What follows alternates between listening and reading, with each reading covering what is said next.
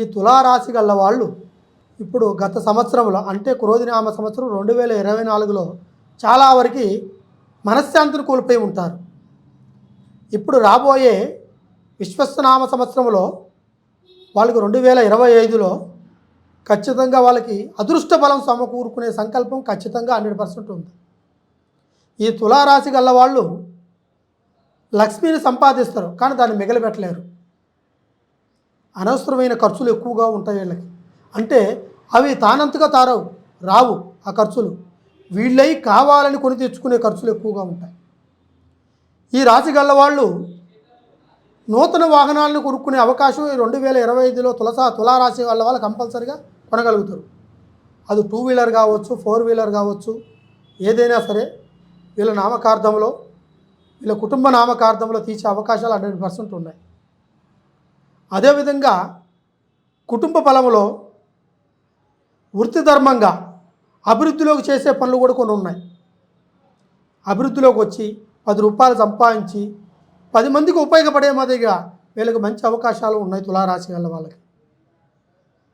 అటువంటి సంకల్పమైన సన్నివేశాలు ఉన్నా కూడా వాళ్ళకి కొంతమంది దాన్ని ఉపయోగపరచుకోకుండా దుర్వినియోగం పరుస్తున్నారు. ఆ దుర్వినియోగం పరిచే దానివల్ల వీళ్ళ తులారాశి గల వాళ్ళ లైఫ్ ముందుకు పోకుండా మధ్యలోనే ఆగిపోతుంది. ఈ సంవత్సరం అలా కాదు, చాలా దివ్యంగా ఉంది. కానీ వాళ్ళు చేయకూడని కొన్ని పనులు ఉన్నాయి. అవి చేయకోకుండా ఉంటే కంపల్సరిగా ఆ తులారాశి గల వాళ్ళు ముందుకెళ్ళే అవకాశాలు 100% ఉన్నాయి. అది ఏమిటంటే సమయాన్ని వృధా చేయకూడదు.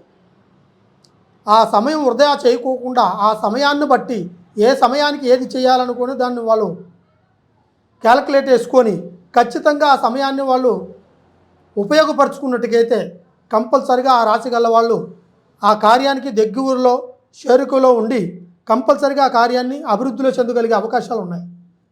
అదేవిధంగా రెండవది చేయకూడదు, అనవసరమైన విషయాల్లో తలదూర్చకూడదు, అనవసరమైన మాటలు మాట్లాడకూడదు.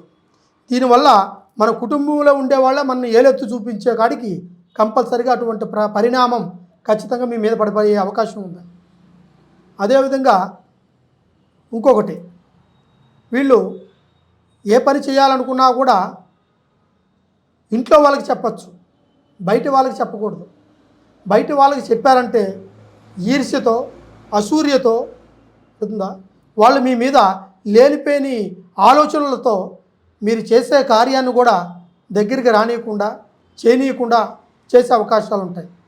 తర్వాత ఇంకోటి ఏంటంటే మీకు కొంతమంది సాయం చేసే వ్యక్తులు ఉన్నా కూడా వాళ్ళను కూడా చేయనీయకుండా చేసే అవకాశాలు 100% ఉన్నాయి.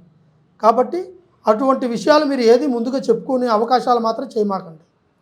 తర్వాత మీకు లక్ష్మీ కటాక్షణం, తర్వాత కుటుంబ సంకల్ప బలం, తర్వాత వృత్తి బలం, మీకు ఈ 3 ఒక్క పరమేశ్వరుడు ఖచ్చితంగా ఈ తులారాశి గల వాళ్ళకి ఏర్పరిచే అవకాశం ఉంది.